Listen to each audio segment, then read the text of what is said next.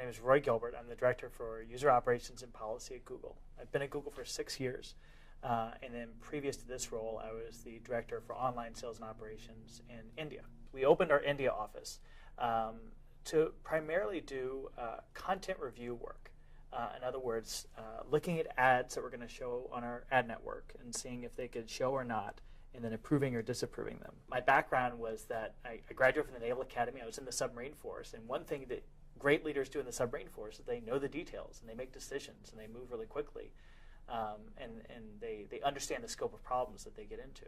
At Google, we really value leaders not just to get up there and pontificate about strategy, but also actually do the work, and again, move really quickly and are comfortable in an environment where we make decisions quickly and sometimes fail. India was a startup.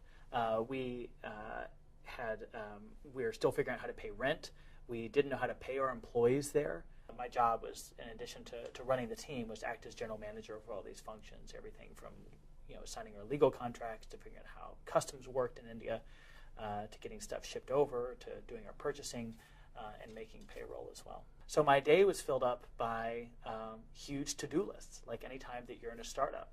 In addition to thinking about the big picture of how do you run Google's global advertising business and how do you scale it up, there's the more prosaic things like, how are you going to serve lunch today? So I spent anywhere from like 4 to 7 hours every day interviewing people that pass through our hiring bar. Our outer limits for how big and successful this team would be if we could have 300 people someday. Ultimately, the team grew to over 1,000 people over the next 3.5 years. It turns out it's the fastest growing team at Google, which in of itself is a very fast-growing company. So flash forward by about a year. India's going very well, and Google's very excited about what we're doing there. It's scaling up much faster than we would have thought. Our business is growing very quickly. On the other hand, some things were not going as well. I was really frustrated at times with the fact that managers weren't taking more responsibility for decisions, weren't being creative enough, weren't taking enough risks. I was exhausted from spending the amount of time that I needed to, not only at the office in terms of working through the issues that we faced there, but also like spending all night, every night on the phone with people in the U.S. We have a 360-degree review process at Google, like many companies do, and it's very useful for getting feedback from peers, subordinates, from other people in the organization. And I had a very complex and difficult review this time. On one hand, great leader makes decisions really quickly and executes. On the other hand, a lot of frustration from managers in terms of the fact that I didn't let them make the decisions, or I talked over them, or instead of when they came to me with a problem, instead of helping them explore how to solve it, I just solved it for them and then moved on. And actually, these were quite frightening because they indicated a real drag on our ability to scale in India, and a real drag on my ability to lead. So there are two things I recognized coming out of this. One is that I couldn't do it all. The organization was getting too big just for me to manage by being the person out in front. Second, I wasn't going to be in India for the rest of my life. I needed to not just find and hire my successor. I needed to train and develop a series of successors, so make it so an entire management team was capable of taking over and running this at a far higher level than I was doing it now. What I needed to move towards is a more collaborative leadership model, where instead of solving everyone's problems, I was teaching others to solve problems. Instead of being the leader who was the center of gravity for the entire office, training that next generation of leaders behind me so they could fulfill that role. At the same time of the review, I'd started working with a coach, which was very useful because, again, I could take some of this feedback and pull it together and come up with something that I could actually latch onto. What the coach really helped me with was moving from the startup environment, the to-do list, the very tactical stuff that had gotten us a lot of success so far, and then moving towards the more highly leveraged activities, towards the things that drove the real levers of success, the things where if I employed my time effectively, it would make our business much stronger in the long term. So, for example, I started running the hiring training. I spent less time interviewing and more time going to campuses and talking about Google to get a lot of people interested in what we're doing. I immediately stopped running our team meetings, which took me as the center of gravity for the team out pretty quickly and allowed the managers to run them as they saw fit, and then gave them a free hand in how to do this.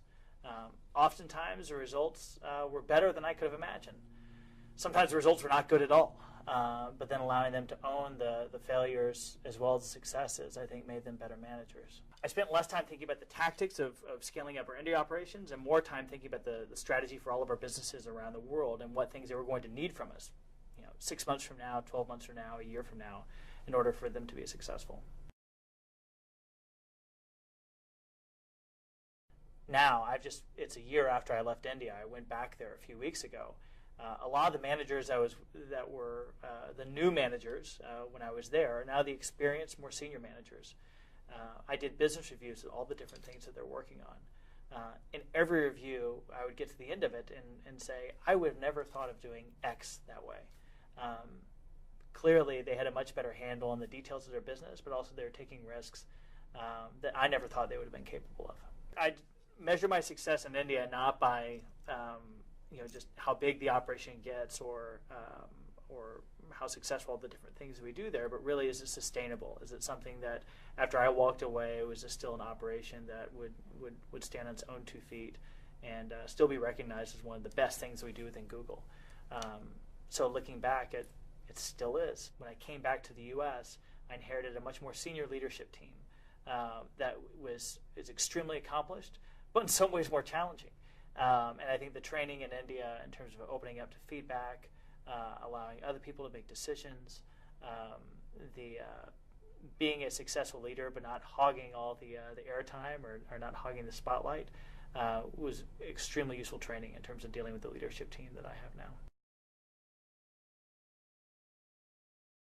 The scale of the problem changed over time, and so the things that make you successful when you have 20 or 30 people in terms of rapid decision making, in terms of taking on other responsibility yourself, that's not necessarily the things that are going to make you successful when you have 1,000 people in the business and 50 or 100 managers. It's really hard for managers to shift their focus like that because that mental model that was so successful when it's a small organization, it's hard to shift into a new mental model later.